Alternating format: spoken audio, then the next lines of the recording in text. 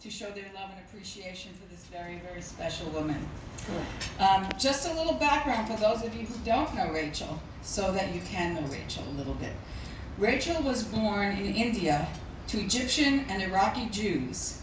They moved to Japan 4 years later in 1950, where they became stateless after Egypt took away the passports of Jews who lived in other countries. For 14 years, they lived as gaijin in post-war Japan. And finally, Rachel was able to immigrate to the United States, originally on only Red Cross papers. Her family followed a few years later. Rachel's country was literally her family, and her identity is Jew. She spoke perfect American English, having gone to American Catholic missionary schools in Japan. And so her identity as a brown, Mizrahi, immigrant, stateless Jew was often erased here, ignored by her friends and peers. Like so many other Jews who had to flee over many centuries, Rachel had a deep understanding of the absolute need for a Jewish nation, for Israel to exist and thrive. When Rachel found feminism and came out, well, Israel too, she once again faced a clash of cultures with her own family this time, but persevered and won their loving support. The clash also existed within her newfound lesbian gay community, where her Zionism was often seen as antithetical to left politics. Rachel has spent her life educating her friends, the American Jewish community, and over the last decade, through her incredible blogging, has reached hundreds of thousands throughout the world to tell them about the existence and history of Jews who lived thousands of years in Arab countries until their expulsion after the Israeli War of Independence. And she brought A Wider Bridge and Olivia Travel together to bring women and lesbians to Israel to raise awareness and connection with Israel. It was a match made in heaven. She is an unstoppable force for justice and a quintessential seer in our midst. Please welcome Rachel Wahba.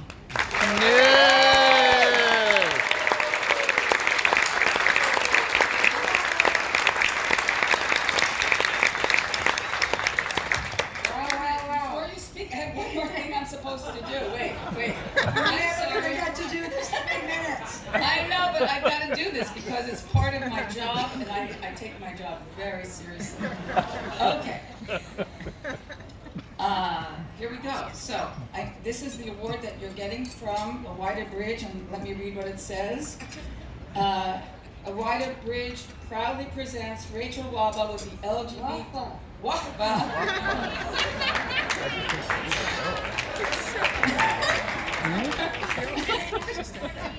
Whatever her name is, yes. With the LGBTQ Trailblazer Award in recognition of her years of dedicated service building community for lesbian and queer women, defending the state of Israel and its LGBTQ community, and lifting up the lived experience of Jews from the Middle East and North America. Presented on this day, the 3rd of November 2019, at A Wider Bridge, San Francisco, California. All the world is a very narrow bridge, and the most important thing is not to fear at all. Rachel.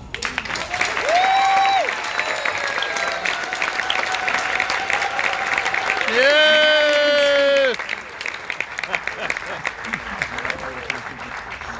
I don't know which is better, the glasses or without the glasses. I'll do my best. Thank you. It's a bit daunting, but like way cool. This is really way cool. Seeing all of you. Yeah, and so many women. It's really, I could spend my whole 3 minutes on that, and then Ty will be very mad at me, so. I remember a time when we didn't have a wider bridge. And while it's not easy to be an out Zionist in queer progressive groups, A Wider Bridge has our back within our LGBTQ communities here and in Israel. Here, when Zionist queers are asked in one way or another to subscribe to Don't Ask, Don't Tell, just having a wider bridge support us out of that, just having a wider bridge supports us out of that closet. Once upon a time in 1978, before Arthur's vision of a wider bridge was a reality, I was at a party in the Castro at the home of fellow, and this is a mouthful, fellow radical Jewish, lesbian, separatist feminists. I should have felt comfortable. After all, it was my scene.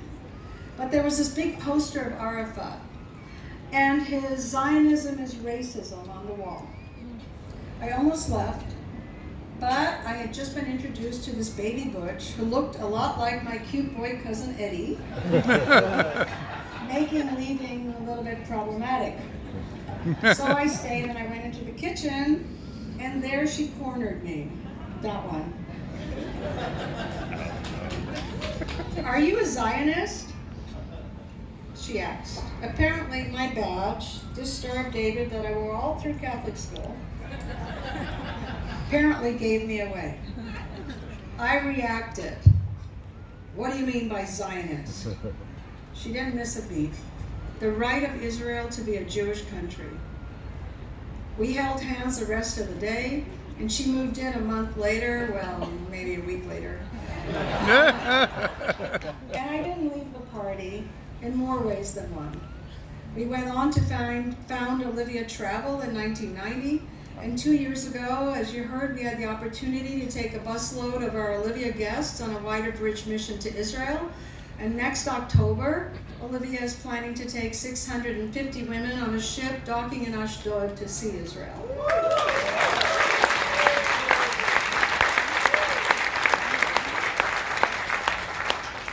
Even without the unimaginable horror of the Holocaust, even without the terror and expulsions from my parents' native lands of Iraq and Egypt, and the surrounding Arab states that are virtually Jew-free today, that actually are Jew-free today, we thrive as a people because we have Israel. We can never, in a world ingrained with anti-Semitism, take Israel for granted. If we cannot take LGBT equality for granted, how can we take Jewish liberation for granted?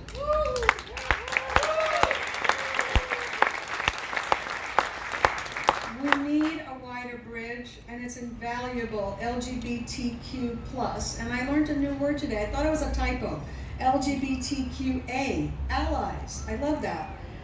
So we need a wider bridge, and all our LGBTQA advocacy that a wider bridge does here and in Israel to walk this wider bridge together. I love this organization. Thank you, a wider bridge. Yay!